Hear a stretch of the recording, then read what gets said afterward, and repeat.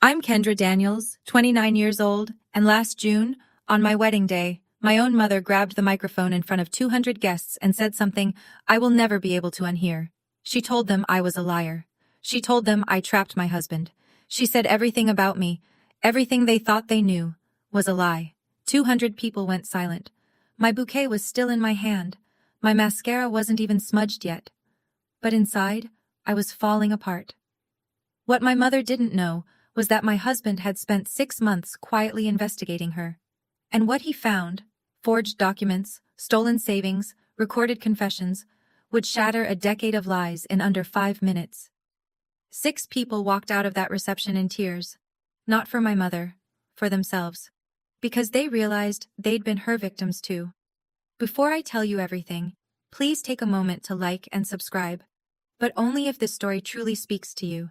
And I'd love to know, where are you watching from right now, and what time is it there? Drop it in the comments.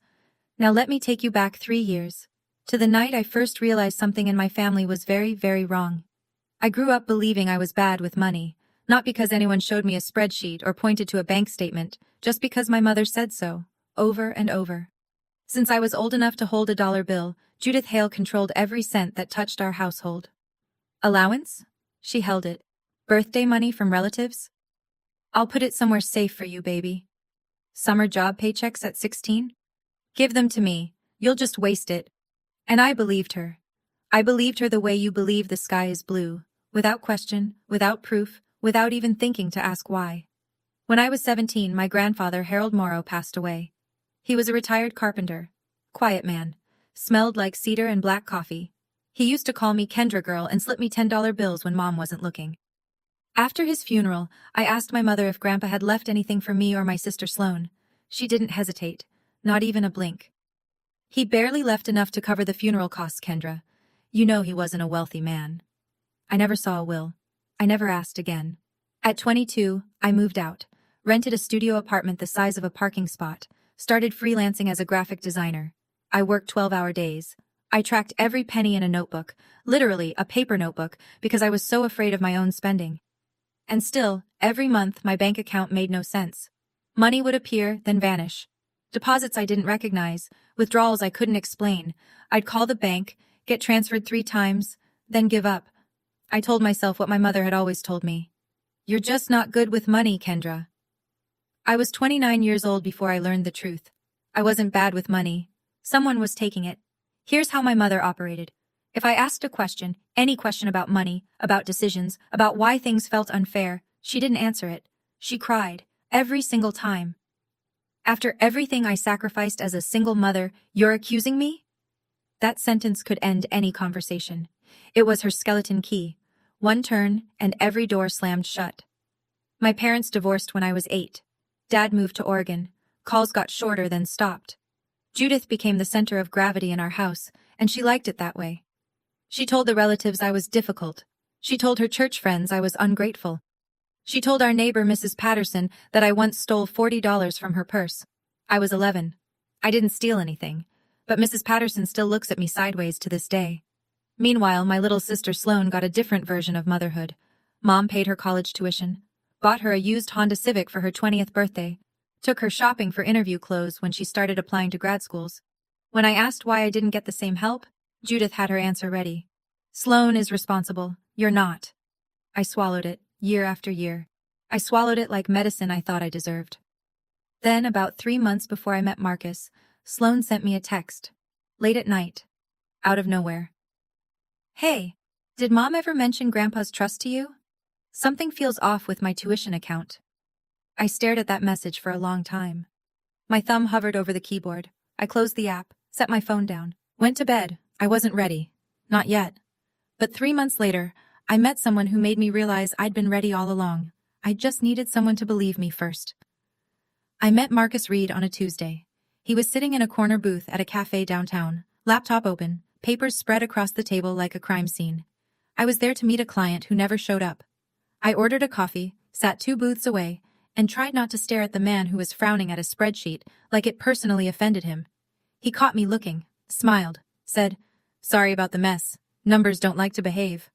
I laughed. He asked if I wanted to sit closer so he didn't have to shout. I did. That was it. No fireworks, no grand gesture, just a man with kind eyes and a very organized laptop bag. Marcus was 32, a forensic accountant at an independent auditing firm. His job, as he explained it over our third date, was to follow money that doesn't want to be found. I thought that was interesting. I didn't think it would matter. As weeks turned into months, Marcus started noticing things about me that nobody else ever had. You budget everything, Kendra. Every grocery run, every utility bill. You've got it mapped to the cent. So? So you keep telling me you're bad with money. That doesn't match. I shrugged. Maybe I'm just compensating. He set his fork down, looked at me the way he looked at those spreadsheets, careful, patient, like the answer was there if he just kept reading. You haven't bought yourself new shoes in 2 years. Your winter coat has a broken zipper. You eat rice 4 nights a week. He paused. That's not bad with money, Kendra. That's someone who never has enough, and I don't understand why. I changed the subject, talked about a design project. He let me. But the look in his eyes didn't go away. He saw something that didn't add up. And Marcus was the kind of man who couldn't leave a number out of place. The first time Marcus met my mother, she wore her best smile. It was a Sunday dinner at Judith's house. She'd cooked pot roast, set the good china, even lit candles. I just want to make a nice impression, she told me on the phone that morning. The first hour went fine. Judith asked Marcus about his family, complimented his tie, laughed at his jokes. Then she started. Kendra's always been a dreamer, she said, refilling her wine glass. Not really a doer, you know. Head in the clouds. Marcus set his knife down gently. Actually, she built her freelance business from scratch. That takes real discipline. Judith's smile stayed, but something behind her eyes went cold, like a door closing. Well, a mother sees things a partner doesn't. I'm sure, Marcus said. Polite, measured, but he didn't agree. The rest of dinner was quieter. Sloane texted under the table. Judith cleared the plates with a little too much force.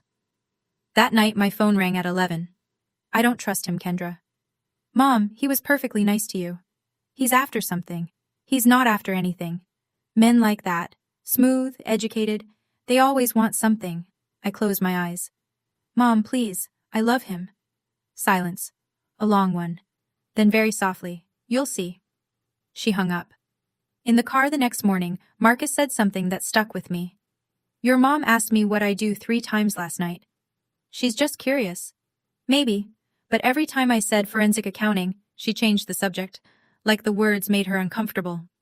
I told him he was overthinking it. He nodded. Didn't push. Looking back, that dinner was the night everything shifted. Not for me, for my mother. She saw Marcus clearly, and she was afraid. Because for the first time, someone in my life knew how to follow the money. My mother didn't waste time. Within a week of that dinner, Judith launched a quiet campaign, phone call by phone call, text by text, to turn everyone around me against Marcus. She called my Aunt Colleen first. I know because Colleen mentioned it at a family barbecue, trying to sound casual. Your mom says Marcus is pretty controlling, huh? He's not controlling, Aunt Colleen. She said he monitors your spending.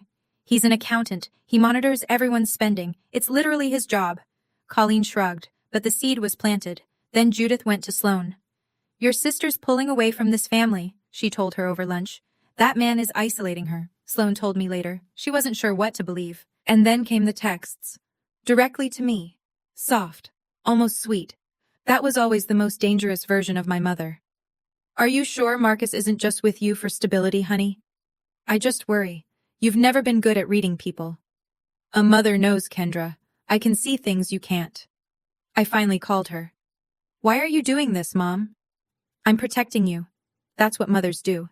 It doesn't feel like protection. A beat of silence. That's because you've never known what's good for you. I sat on my kitchen floor after that call, held my knees, breathed.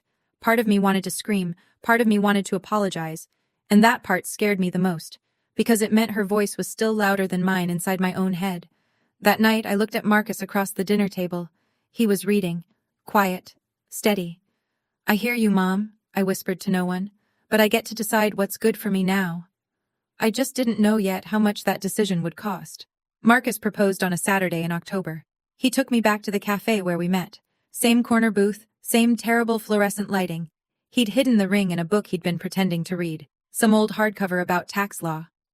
When he opened it to the hollowed-out center, I laughed so hard I cried. "Is that a yes?" he asked. "It's a yes." He slid the ring on my finger, and for about 45 seconds, the world was perfect. Then I called my mother. "Mom, Marcus proposed. I said yes." Silence. 10 full seconds. I counted. "I hope you know what you're doing." No congratulations. No squeal. No, "Oh, honey, I'm so happy for you." Just that. Cold. Measured. Like a warning. I hung up and told myself it was just shock. She'd come around. 2 days later, I got a letter from my bank. It said a savings account under my name had been closed, per the request of the joint account holder. Remaining balance, 0. I called the bank immediately. "I didn't request this. I didn't even know this account existed." The representative paused, typed something. "Ma'am, this account was opened when you were 17. The co-signer is Judith Hale." My stomach dropped. 17? "Yes, ma'am. August 2013. August 2013. The month my grandfather died." "What was the balance before it was closed?" More typing. "I'm not able to disclose the full history over the phone, but the closing balance was withdrawn in a single transaction 3 days ago." 3 days ago. The day after I told my mother I was getting married. I set the phone down. My hands were shaking. 17. That was the year Grandpa Harold died. The year my mother told me he didn't leave much. How long had this been going on? That night, I sat across from Marcus at our kitchen table and told him everything. The bank letter. The joint account I didn't know about. The timing. 3 days after the engagement. August 2013. Marcus didn't shout. He didn't slam the table. He didn't even look surprised, exactly. He looked like a man who'd been waiting for a puzzle piece to fall, and it just had. "Can I see your bank statements?" he said. "All of them." I hesitated. Not because I didn't trust him, but because some part of me, the part my mother built, was still whispering that I'd done something wrong, that this was my fault somehow. "All of them," he repeated, gently, like he was talking to someone standing at the edge of a cliff. I pulled out my laptop, gave him everything, every login, every statement, every piece of my financial life. Marcus worked until 3 in the morning. I fell asleep on the couch. When I woke up, he was still at the table, but his face was different, harder. "Kendra." "What?" "There are at least 4 accounts linked to your social security number that you didn't open." 4? "And they've all been systematically drained over the past 12 years. 12 years, since I was 17, since Grandpa Harold died." I felt nauseous. Not about the money, about the math. 12 years of lies. 12 years of, "You're just bad with money, Kendra." 12 years of eating rice 4 nights a week while my mother was draining accounts I didn't even know existed. "What do you want to do?" Marcus asked. I stared at the table, at the numbers on his screen, at the man who'd sat up all night to find the truth because I mattered enough to him. "Find everything," I said. That night, Marcus began building a case. He didn't know yet that what he'd find would be worse than either of us imagined. Marcus started with Grandpa Harold. "If there were accounts opened in your name when you were 17, he told me, "there's probably a triggering event, an inheritance, a trust, something that created the money in the first place." He searched public probate records first, found Harold Morrow's name in the county filing system.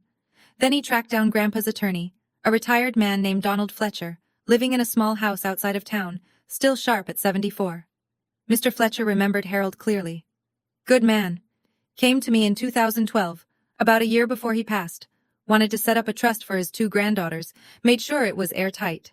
He still had the original documents. Marcus sat at Mr. Fletcher's kitchen table and read the will. Then he read it again. Harold Morrow had left a trust of $185,000, split equally between his 2 granddaughters, Kendra Daniels and Sloan Daniels. Judith Hale was named as the trust administrator. But the will was specific. Each granddaughter was to receive her share upon turning 21. I was 29. Sloan was 25. Neither of us had ever received a single penny. Then Marcus asked the question that changed everything. "Do you have any other version of this will on file?" Mr. Fletcher frowned. "What do you mean, other version? There's only one." Marcus pulled up a photo on his phone, a document Judith had shown the family years ago. It read, "All assets to Judith Hale for the management and care of the family." Mr. Fletcher stared at the screen for a long time. "That's not what Harold signed. That's not even the same format. 2 wills, 1 real, 1 forged, and $92,500 that should have been mine 8 years ago. Your grandfather didn't forget you, Kendra. He never forgot you. Marcus didn't push me. He never pushed me, but he said something I couldn't ignore. If we're going to build a real case, Kendra, we need her to say it. In her own words. We lived in a one-party consent state. That meant I could record a phone call without telling the other person, and it would be legally admissible. I knew the law. I just didn't know if I could stomach the conversation. It took me 3 days to make the call. I sat on our bedroom floor. Marcus was in the next room, close enough to hear, far enough to give me space. My hands were shaking so badly I had to hold the phone with both palms. I pressed call. She picked up on the second ring. "Mom, did Grandpa leave anything for me and Sloan?" She answered fast. Too fast. "I already told you, he barely left enough to cover funeral costs." "But someone mentioned there might have been a trust." "Who told you that?" Her voice sharpened. "That Marcus? He's filling your head with nonsense." "Mom, I just need the truth." And then, the shift, the softening, the weapon she'd used on me my entire life. "Baby, I am the truth. Everything I did was to protect you girls." "Protect us from what?" Silence. I could hear her breathing. Then, "From making the same mistakes I made. Your grandfather's money would have ruined you." I nearly dropped the phone. She said it. She actually said it. Not that the money didn't exist. That it would have ruined me. She'd just confirmed everything. The trust was real. The money was real. And she'd taken it. I ended the call. Set the phone on the carpet. Marcus appeared in the doorway. He didn't say anything. Just sat down beside me. She said it would have ruined me. She spent it on herself. And she recorded her own confession without knowing it. The wedding was 2 months out. Marcus and I made a decision together. We wouldn't act yet. Not until the case was airtight. He sent copies of everything, the original will, the forged version, the bank records, the recording, to a lawyer and to a secure cloud backup. The evidence lived on his phone, on 2 hard drives, and in a locked folder at the attorney's office. "If anything ever goes sideways," Marcus said, "we're covered from every angle." I nodded, tried to focus on the wedding, the venue, the flowers, the guest list, 200 people, family, friends, co-workers, and Judith. That's when something strange happened. My mother, who had spent weeks trying to torpedo my relationship, suddenly became helpful. She called me with caterer recommendations, offered to handle the seating chart, asked about the centerpieces. She was warm, engaged, almost excited. "I just want your day to be perfect, baby," she said. I should have been suspicious, but there's a part of every daughter, no matter how much she's been hurt, that wants to believe her mother is capable of love without conditions. I let her in. She asked for one thing, a speaking slot at the reception. A mother's toast to her daughter, she called it. I said yes. Sloan called me that same week. Her voice was low. "Mom's been on the phone constantly. She's been talking to Uncle Greg. She sounds angry." "About what?" "I don't know, but it doesn't feel right." I asked Marcus that night, "Should we be worried?" He looked at me across the kitchen counter, calm as always, but there was something behind his eyes I hadn't seen before. Readiness. "We should be prepared." I gave my mother the microphone. I gave the wolf the keys to the henhouse. And I had no idea what she was planning to do with them. So at this point, I had evidence my mother forged my grandfather's will, drained my accounts, and lied to me for over a decade. And now she wanted to give a toast at my wedding. If you were me, would you have let her speak? Drop a 1 in the comments if you'd say yes, or a 2 if you'd have cut her off right there. I really want to know what you'd do. Now, let me tell you what happened next. The day was perfect. That's the part that makes it worse. June 14th, an outdoor garden estate 20 minutes outside the city. White canopy, fairy lights strung between old oak trees, round tables draped in linen, pale blue hydrangeas in glass vases. The kind of venue I'd pinned to a vision board 5 years ago and never thought I'd actually stand inside. 200 guests filled the chairs for the ceremony. Marcus's parents, his older brother, college friends, co-workers, neighbors. And on my side, Aunt Colleen, Uncle Greg, cousins, a few friends from high school, Grandpa Harold's old fishing buddy Ray, and Sloan, sitting in the front row in a sage green dress, already crying before the music started. I walked down the aisle alone. No one to give me away. I'd decided that months ago. If I was walking into a new life, I was walking in on my own feet. Marcus was waiting at the end, standing under an arch of white roses. His eyes were red before I reached him. We said our vows, simple, short, real. He held my hands the whole time. I choose you, he said. Today, tomorrow, when it's easy, when it's not. We exchanged rings, we kissed. Everyone stood and clapped, and I thought, maybe I was wrong. Maybe today would just be a wedding. A beautiful, ordinary, perfect wedding. The reception began. Dinner was served. People laughed, clinked glasses, danced. Golden hour light poured through the trees. And at the family table, my mother sat in a dark crimson dress, richer, bolder, louder than anything else in the room. She looked beautiful. She always did. Her hair was done, her lipstick was fresh. She smiled at everyone who passed. But her eyes, if you knew where to look, were ice cold. For 3 hours, I let myself believe this was just a wedding. Just a beautiful, normal wedding. The MC tapped his glass just after 8 o'clock. Ladies and gentlemen, we have a very special toast this evening. Please welcome the mother of the bride, Judith Hale. Applause, warm, polite, a few ahs from the older guests. This was supposed to be the tender part of the night, the part where the mother tells a story about her little girl and everyone reaches for their napkins. Judith stood, smoothed her crimson dress, took the microphone from the MC with a practiced smile. She stepped up to the small podium near the dance floor. The projector screen behind her, the one we'd set up for a photo slideshow later, was dark. The fairy lights glowed above her head. Thank you all for being here tonight, she said. Her voice was steady, warm, confident. She looked out at the crowd, then down at me. I want to talk about my daughter. I smiled. Squeezed Marcus's hand under the table. Kendra was the sweetest little girl, always drawing, always dreaming. A few guests nodded. Someone said, "Ah." She had this way of looking at the world like it owed her something beautiful. People chuckled softly. I felt my shoulders relax. Maybe I'd been wrong. Maybe this was just a toast. Then her voice shifted. Just slightly, a half-tone lower, slower. But there are things about my daughter that none of you know. The chuckles stopped.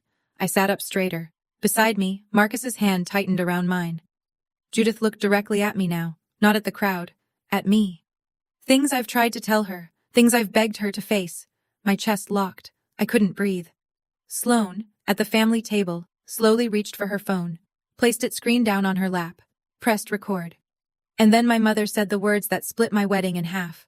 I want everyone here to know, my mother said, her voice ringing clear across 200 silent faces, that my daughter trapped this man. The word trapped hit the room like a slap. No one moved. She has been lying about who she is.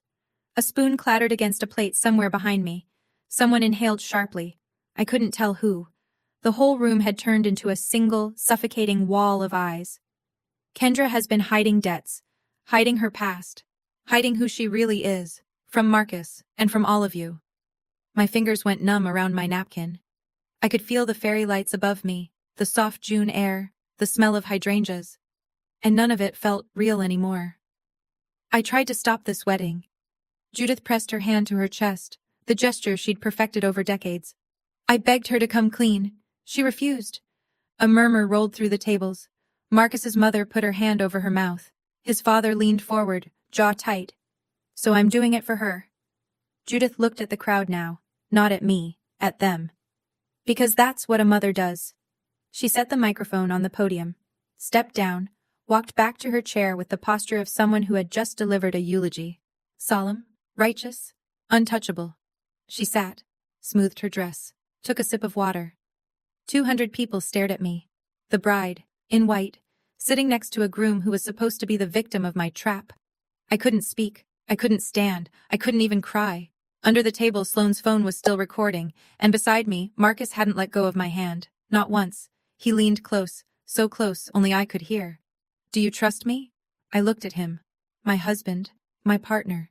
The man who'd spent 6 months preparing for a moment he prayed would never come. I nodded. Marcus squeezed my hand one last time. Then he let go. He stood slowly, adjusted his jacket, buttoned the single button with the same calm precision he used for everything. Spreadsheets, grocery lists, promises. The room watched him. 200 people who didn't know what to believe. He walked to the podium. No rush, no trembling. His shoes clicked against the wooden dance floor in the silence. Judith looked up from her water glass. For the first time, something flickered behind her eyes. Something she wasn't fast enough to hide. Marcus picked up the microphone, held it like a man who'd never used one before and didn't particularly want to now. I appreciate Judith's concern. His voice was even, Not cold, not angry, just level. The way a bridge is level, built to hold weight. She's right about one thing. There are things many of you don't know. He reached into his inside jacket pocket, pulled out his phone. But the person who's been lying, it's not Kendra. He looked at my mother. Actually, Judith, I have something about your family. Judith's mouth opened, then closed. You see, I'm a forensic accountant. It's my job to follow money that doesn't want to be found. 6 months ago, Kendra and I discovered something in her financial records that didn't make sense, so I started looking. He unlocked the phone, held it up. And what I found, I think everyone here deserves to see. 200 people leaned forward. I could hear the creak of chairs, the rustle of suit jackets and dresses shifting. The garden was so quiet I could hear crickets in the hedges beyond the canopy. Marcus connected his phone to the projector, the one we'd set up for our wedding slideshow. The screen behind the podium flickered to life, and my mother's face went white. 2 documents appeared side by side on the screen. This, Marcus said, pointing to the left, is the original last will and testament of Harold Morrow, filed in 2012 with his personal attorney, Donald Fletcher. Notarized, witnessed, legally binding. He let the room read it. I watched their eyes move across the text. It establishes a trust of $185,000, split equally between Harold's 2 granddaughters, Kendra and Sloane. Judith Hale is named as the trust administrator. The will states clearly, each granddaughter receives her share when she turns 21. He paused. Let the silence do its work. Kendra is 29. Sloane is 25. Neither of them has ever received a cent. Then he pointed to the right side of the screen. And this is the version Judith showed the family after Harold's death. This one says, and I'm quoting, "All assets to Judith Hale for the management and care of the family." A murmur broke through the room like water through a crack. These 2 documents are not the same. One of them is real, one of them is forged. Aunt Colleen stood up from her chair. Her napkin fell to the ground. She didn't pick it up. Uncle Greg sat frozen, both hands flat on the table, staring at the screen like he'd seen a ghost. Judith's chair scraped back. She was on her feet. That's a lie! Her voice was high, ragged. He's making this up. He fabricated.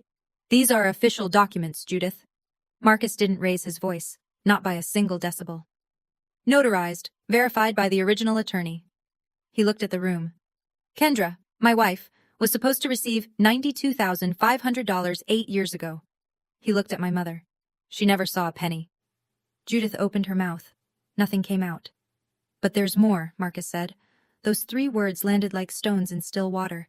The ripple passed through every table. He tapped his phone. A progress bar appeared on the projector screen.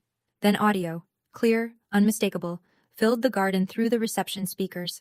My voice first. Mom, did Grandpa leave anything for me and Sloane? Then hers. I already told you. He barely left enough to cover funeral costs. A pause.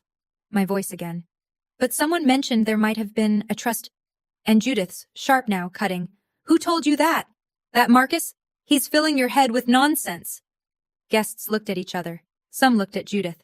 She was standing by her chair, hands gripping the back of it, knuckles white. Then came the part everyone would remember. My voice, steady. Mom, I just need the truth. And hers, soft, sweet, the voice of a mother who knows exactly what she's doing. Baby, I am the truth. Everything I did was to protect you girls. Protect us from what? Silence on the recording. Then, from making the same mistakes I made. Your grandfather's money would have ruined you. The audio stopped. The garden was so quiet I could hear someone's ice shifting in their glass 3 tables away. Judith had just confirmed, in her own voice, in her own words, that the money existed and she had taken it. That was taken out of context, Judith shouted. Marcus didn't flinch. There are 7 minutes of context on this recording, Judith. Would you like me to play all of it? She didn't answer. At the family table, Sloane stood, phone still recording, tears rolling down her face. Mom, she said. Her voice broke on the word. Is my tuition account real? Or did you take from me, too? Judith spun toward her youngest daughter. Don't you dare turn on me. Sloane didn't back down. I'm not turning on you. I'm asking you a question. It started with Aunt Colleen. She'd been standing since Marcus showed the wills. Now she stepped out from behind her table, hands trembling, and spoke loud enough for the whole garden to hear. Judith, you told me you'd pay me back the $30,000. You said you were struggling. You said it was for the girls. Judith's head snapped toward her. Colleen, sit down. I took out a second mortgage for you, Colleen's voice cracked. I almost lost my house. Then Uncle Greg. He didn't stand. He just spoke from his chair, his voice low and hoarse, like the words had been lodged in his throat for a decade. She pushed me off the trust. Said Dad wanted it that way, that he didn't trust me to handle the money. He shook his head slowly. I believed her for 11 years. Cousin Robert, 2 tables back. She borrowed my car in 2019, said she needed it for 2 weeks, told me it was totaled in a parking lot. I never even filed a claim because she cried so hard. One by one, like dominoes. Each confession pulled another from the room, each one a small, separate wound that Judith had inflicted and covered with the same warm smile and the same wounded mother act. 6 people left the reception. Aunt Colleen walked out crying, her husband's arm around her shoulders. Uncle Greg followed, one hand pressed over his face. Cousin Robert, Greg's wife Linda. A woman I recognized as one of Judith's oldest friends. She left without a word, and Sloane. My sister walked past our mother without looking at her, phone clutched to her chest, tears still falling. They didn't leave because they hated Judith. They left because they recognized themselves in that screen. They were victims too. Or they were ashamed they'd believed her for so long. My mother stood alone. Crimson dress, candlelight, 200 witnesses, and for the first time in my life, I saw her without her mask. If you've ever discovered that someone you trusted, someone in your own family, had been lying to you for years, I want you to know something. You're not alone. And this story isn't finished yet. If you're feeling something right now, tell me in the comments. What would you say to Judith? And if you haven't already, please hit that subscribe button. The turning point is coming. Let me tell you what happened after the wedding. I don't remember deciding to stand. My body just did it. The chair slid back, my dress rustled against the tablecloth. Marcus's hand brushed my arm, not to stop me, just to let me know he was there. I walked toward my mother. Slowly. Past the tables of guests who didn't know whether to watch or look away. Past the projector screen still glowing with 2 wills, one real, one fake. Past the speakers that still held the echo of her own voice. I stopped 3 feet from her. Mom! She looked up at me. Her eyes were wild, not with guilt, not with regret, but with the frantic, cornered look of someone who has run out of moves. Kendra, you don't understand. I do understand. My voice was steady. I don't know how. For the first time, I really do. You said I was bad with money. I wasn't. You were taking it. She opened her mouth. You said Grandpa didn't leave us anything. He did. And you stole it. I was trying to... You said Marcus was after something. He was. He was after the truth. Judith's chin quivered. Everything I did was for this family. No, Mom. Everything you did was for control. I took a breath, the deepest one I'd taken all night. I'm not going to scream at you. I'm not going to make a scene. I'm going to do something you never expected. She stared at me. I'm going to walk away, and I'm going to let the truth speak for itself.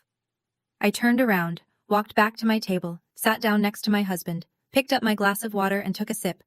My hands didn't shake. You raised me to be quiet, I said, not turning around. Loud enough for the room to hear. You didn't raise me to be stupid.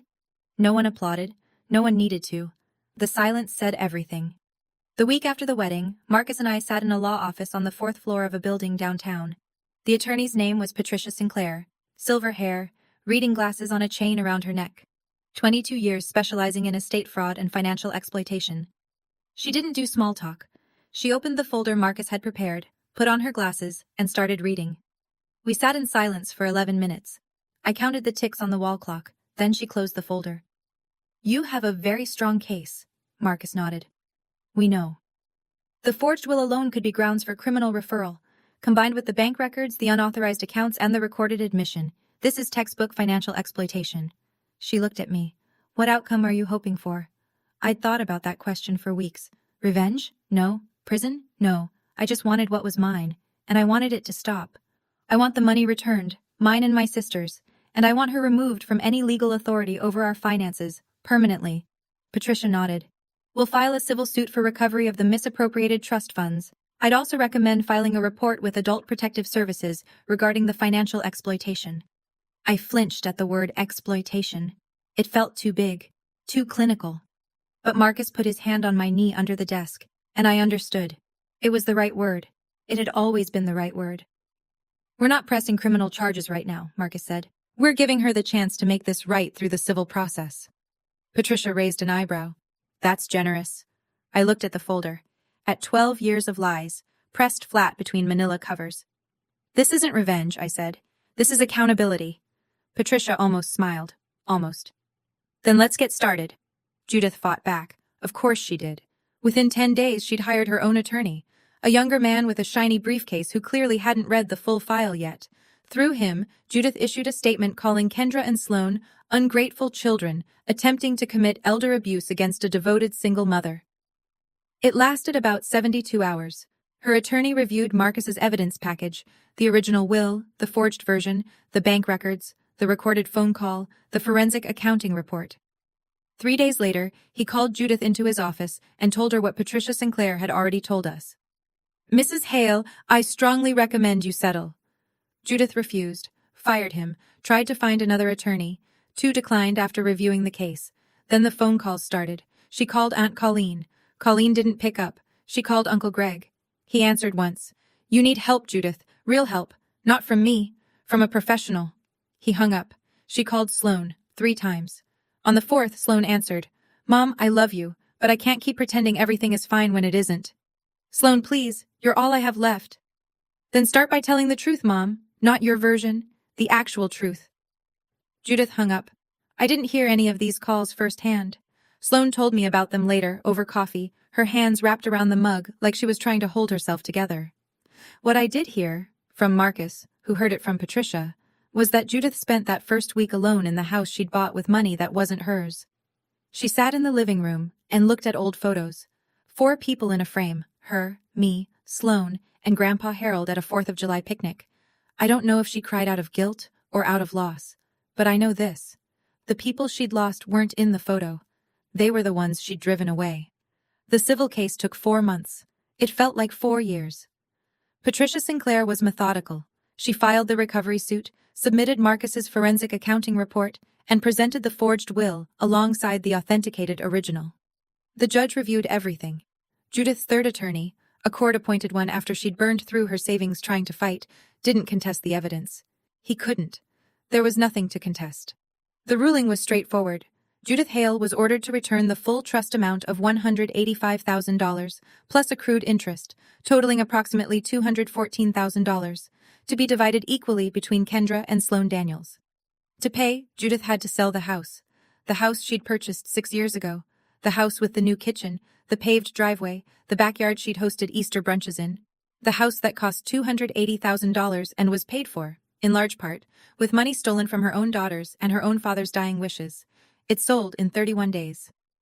After the trust repayment and legal fees, Judith moved into a 1-bedroom apartment on the east side of town. No backyard, no driveway, no Easter brunches. Aunt Colleen filed a separate civil claim for the $30,000 Judith had borrowed and never returned. She won.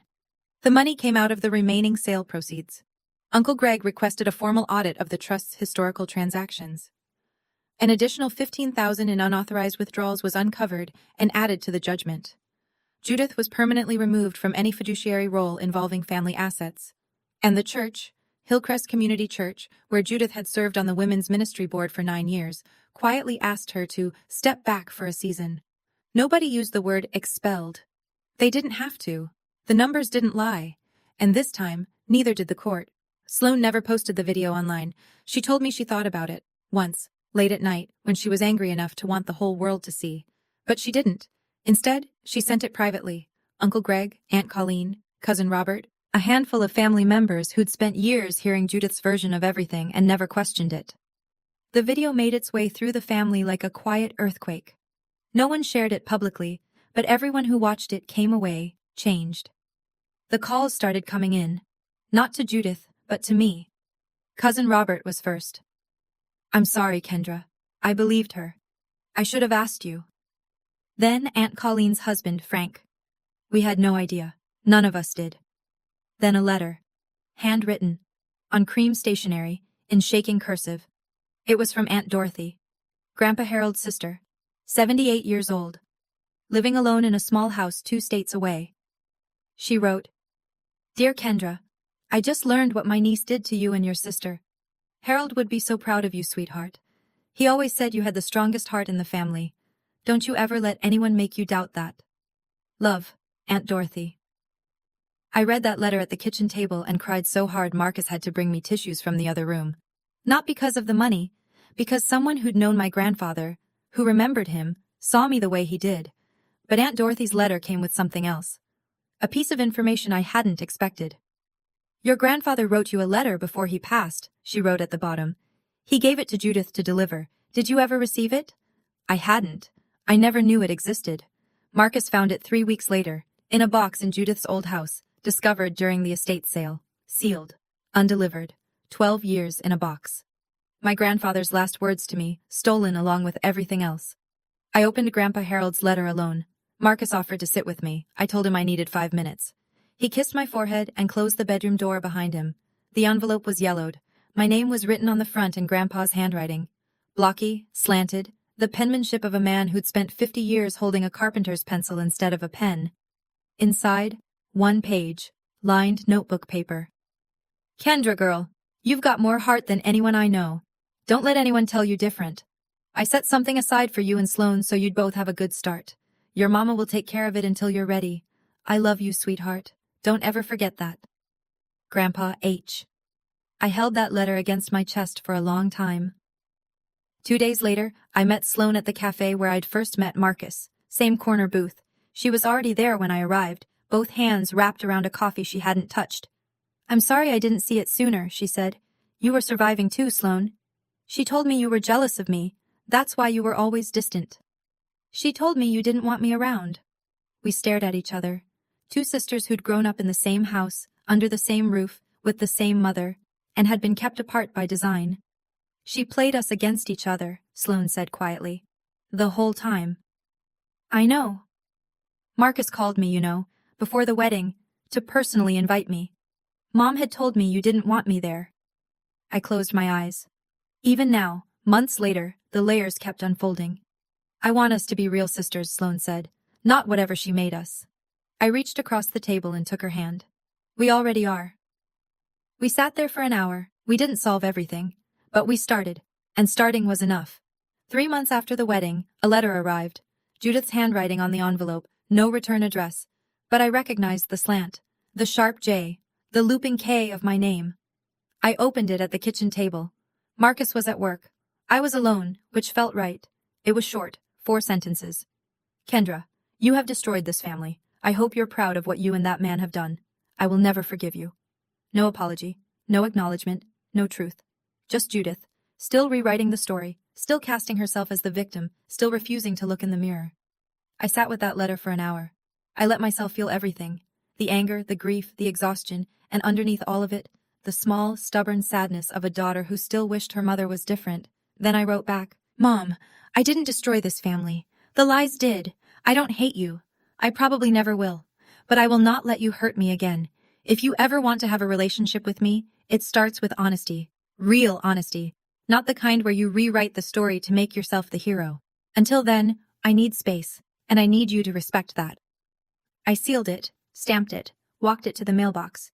I didn't wait for a response. Marcus came home that evening and found me on the couch, staring at the ceiling. You okay? I will be. He sat down next to me, didn't ask questions, just sat. I looked around our apartment. Small, rented, nothing fancy. On the wall, our wedding photo. I'm smiling. Marcus is smiling. And in the corner of the frame, barely visible, Sloane is laughing in her sage green dress. 3 people who chose truth over comfort. That was enough. That was more than enough. Love without honesty isn't love, I said to no one in particular. It's just control with a nicer name. 6 months after the wedding. A Tuesday morning. October again. I'm sitting in my new studio. A small space above a bakery downtown. Rented with a piece of the money that was always supposed to be mine. There's a drafting table by the window. A second-hand bookshelf full of design books. A framed print of a cardinal that Marcus gave me because Grandpa Harold used to say cardinals were visitors from people who love you. Sloane comes by every Thursday now. We're learning how to be sisters without a filter between us. It's awkward sometimes. We don't agree on everything, but we show up. That's the part that matters. Marcus is still Marcus. Steady, quiet, still double-checks the grocery receipt every single time. Last week he caught a pricing error at the store, and I laughed until I couldn't breathe. Some things don't change, thank God. And Judith? Sloane tells me she started seeing a therapist. I don't know if it's real or if it's another performance. I've decided it's not my job to find out. I spent 29 years trying to decode my mother. I'm done. I used to think strength meant keeping the peace, saying yes when I meant no, swallowing the truth to keep someone else comfortable. Now I know. Strength is standing in a room full of people and choosing honesty over comfort. Even when your voice shakes, even when the person you're standing up to is the person who raised you. My mother gave me the worst gift anyone could give at a wedding. But my husband gave me the best one, the truth. And my grandfather, even from the other side, never stopped fighting for me. If you're watching this and something in your life feels off, a number that doesn't add up, a story that keeps changing, a person who makes you feel small every time you ask a question, trust that feeling. You're not crazy. You might just be surrounded by someone else's lies. My name is Kendra Daniels. I'm 29 years old. And I finally know exactly who I am. Here's what I took from all of this. 1. If someone controls your money, they control your life. Check your own accounts. Know your own numbers, no matter who tells you not to. 2. Silence isn't loyalty. Sometimes the most loving thing you can do is speak up, even when everyone around you would rather you stay quiet. 3. The right partner won't just love you. They'll fight for the truth right alongside you. If this story meant something to you, please hit like and subscribe. It makes more of a difference than you know. And if you've ever had to set a boundary with someone in your own family, tell me about it in the comments. I read every single one. There's another story in the description I think you'll really connect with. Click it, I'll see you there.